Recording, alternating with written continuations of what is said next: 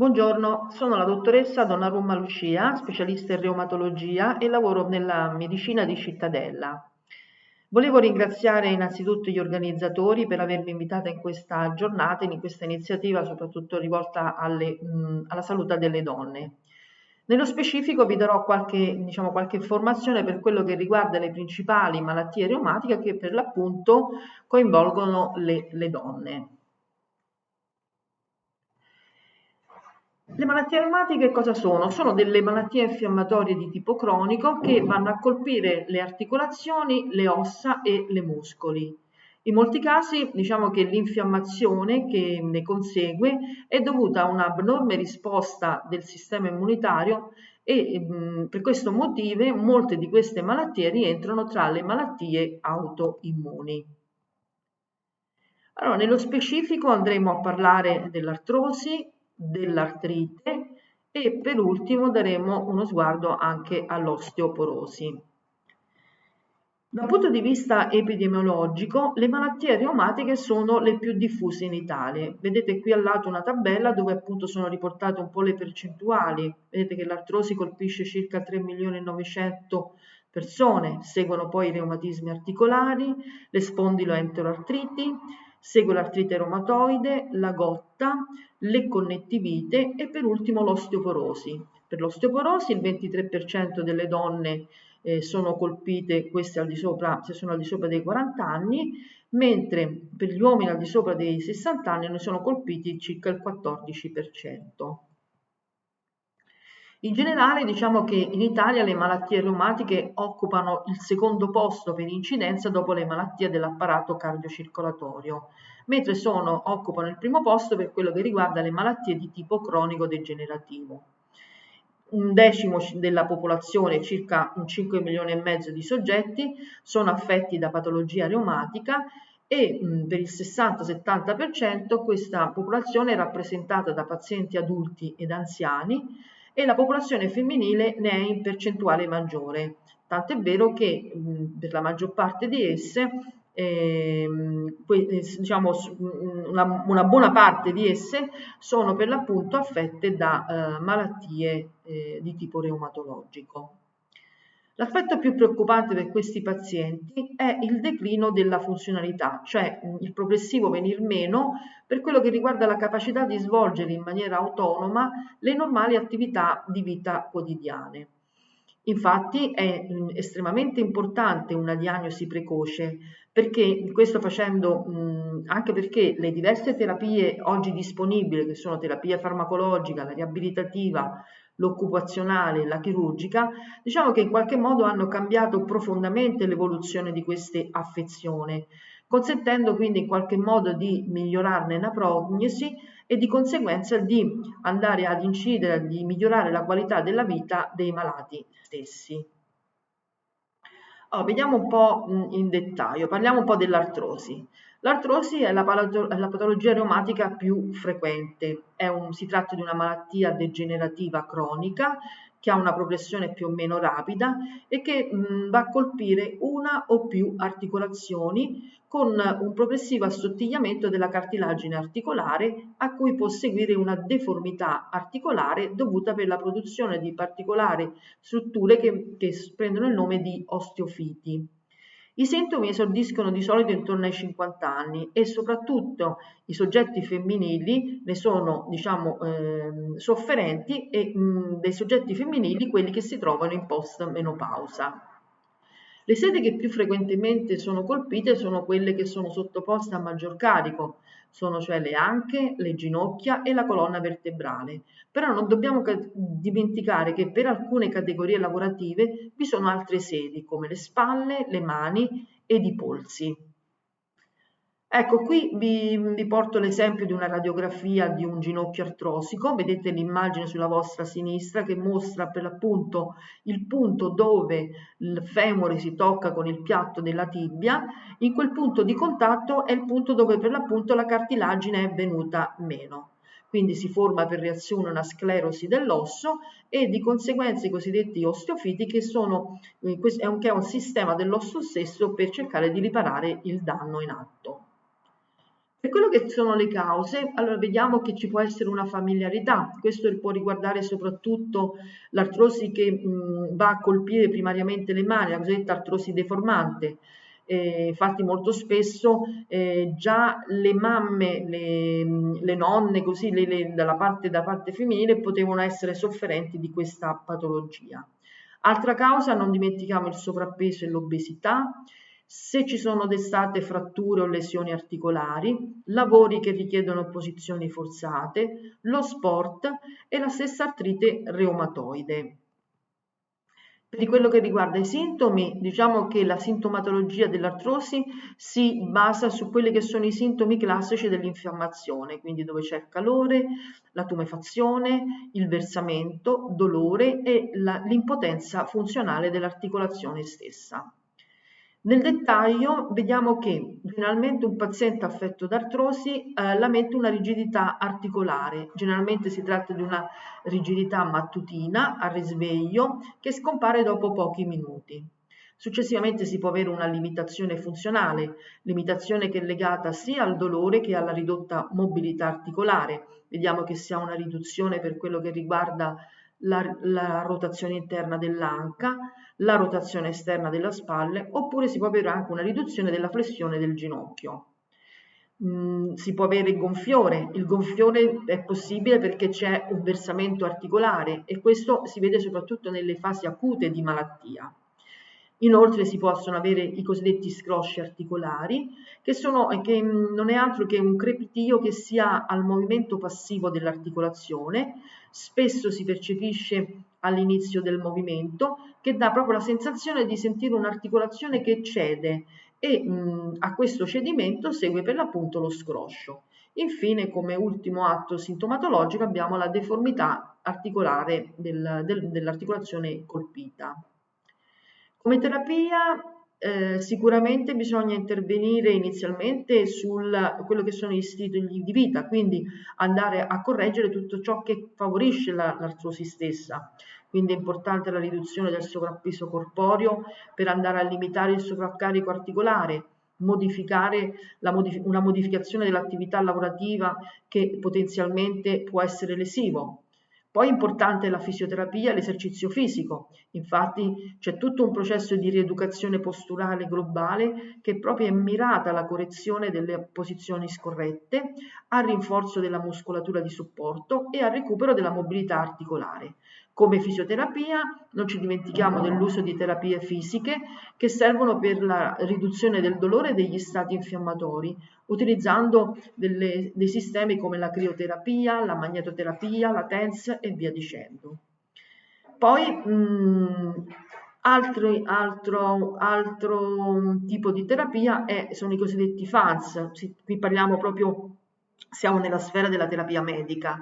I FANS non sono altro che dei farmaci antinfiammatori non steroidei che possono essere utili solamente se somministrati per brevi periodi, servono per alleviare il dolore e per facilitare la mobilizzazione dell'articolazione stessa. Infine abbiamo la terapia chirurgica dove l'intervento serve proprio a correggere quelle che sono le alterazioni dell'asse dell'arto in maniera da modificare le linee di carico. Passiamo all'artrite reumatoide. Allora, l'artrite reumatoide è una malattia sistemica infiammatoria cronica su base autoimmune che è caratterizzata dalla produzione di autoanticorpi. Nello specifico abbiamo il fattore reumatoide che però dobbiamo considerarlo un anticorpo aspecifico. E infine abbiamo gli anticorpi anticitrulina che invece sono specifici di malattia in quanto si tratta di un anticorpo che ha un'alta sensibilità e una specificità del 90%.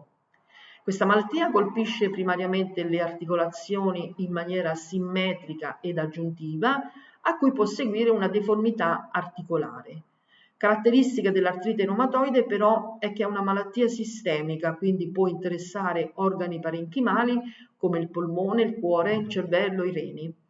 L'età media di incidenza nella popolazione generale è intorno ai 50 anni e per l'appunto le donne sono colpite in una percentuale maggiore rispetto all'uomo.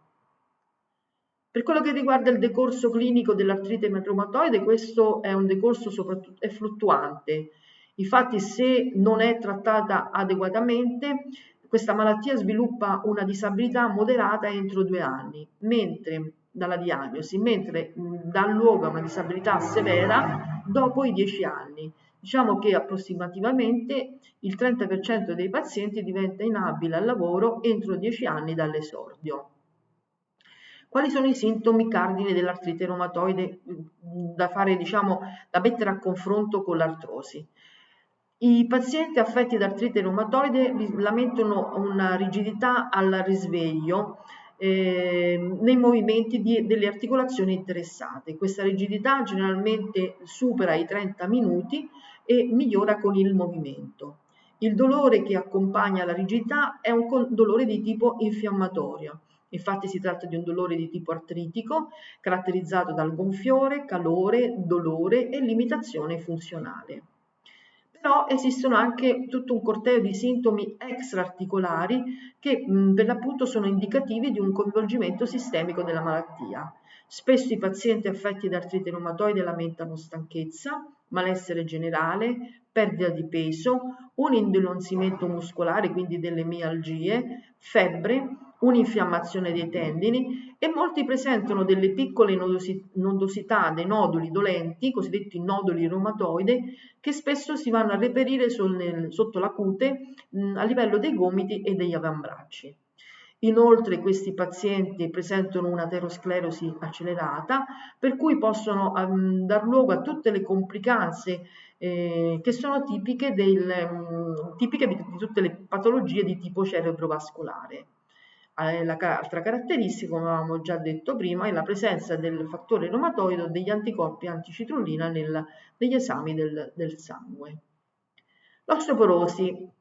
L'osteoporosi è una malattia a carico delle ossa che ne causa una maggiore fragilità e quindi ha un aumentato rischio di fratture che possono avvenire o in seguito a traumi lievi oppure anche in assenza di evidenti traumi.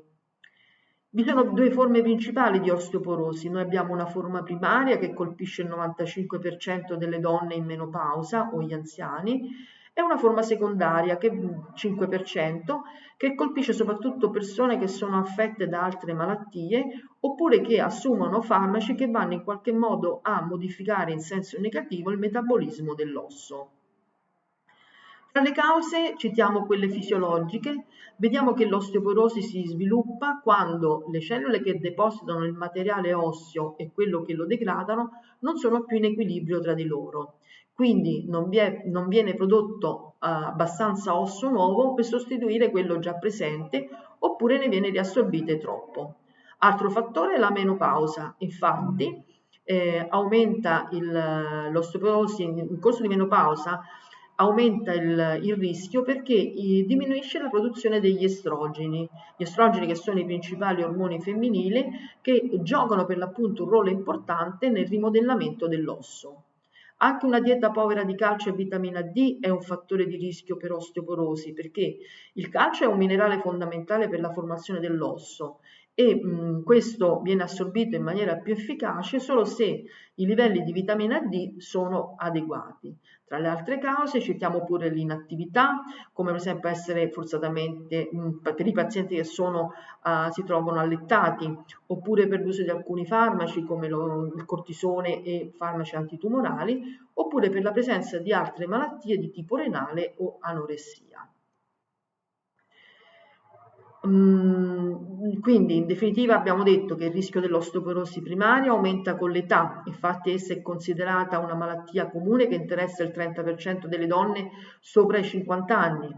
È la principale causa di fratture nelle donne dopo la menopausa e negli anziani. Le ossa che più frequentemente sono interessate dalla frattura sono il femore, le vertebre e l'articolazione del polso, ma vediamo che oggi è possibile prevenire l'osteoporosi e nelle persone che hanno già una riduzione della densità ossea, quindi che soffrono di osteopenia, si può in qualche modo rallentarne la progressione e quindi andare incontro a un rischio di frattura.